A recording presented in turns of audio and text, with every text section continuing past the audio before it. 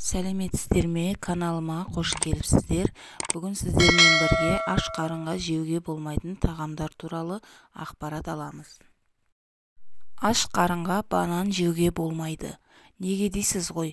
Калий мен магнийге бай банан жүрек қызметін жақсартады. Бірақ аш қарынға жеген банан сізді күні бойы делсал күйге түсіріп, әлсізденіп, тез болдырып шаршайсыз. Аш қарынға чипсы жеуге болмайды. Аш екенмін деп бұл тамаққа тура ұмтылма.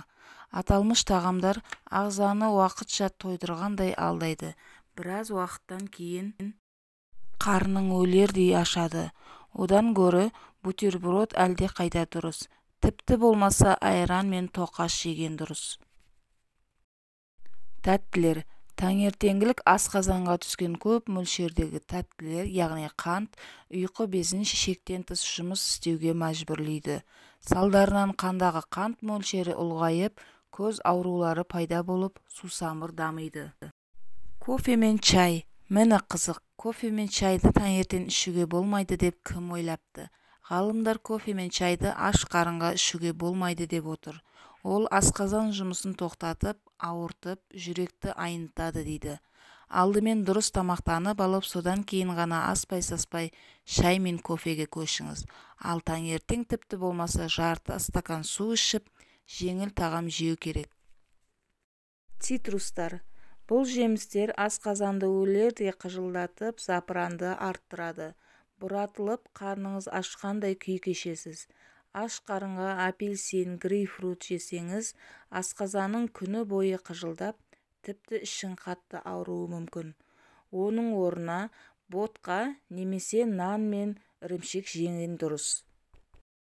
Сарымсақ. Сарымсақ қосылған астан бас тартқан жөн.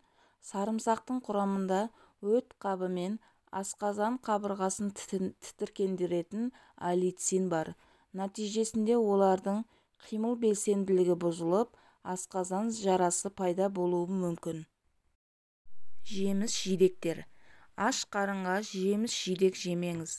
Онда қант бар болғандықтан аштық сәл уақытқа басылады. Жарты сағаттан соң қайтадан тамақтанғың келеді. Жеміс-жидектен гөрі жаңғақ жеген дұрыс болады. Ашты дәмдеуіштер қосылған тағамдар. Тамақ ішіп үлгере алмай қалғанда тіске басар ала саламыз. Бұл дұрыс емес. Аш қарынға дәмдеуіштері көп ащы тағам жемеңіз.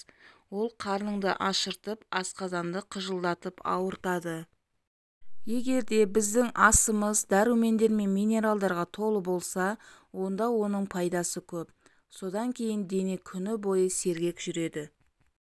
Достар, менің ақпараттарым ұнап жатса, каналыма тіркеліп, лайк басып, комментария бөлімінде өз пікірлеріңізді қалдырып кетіңіздер.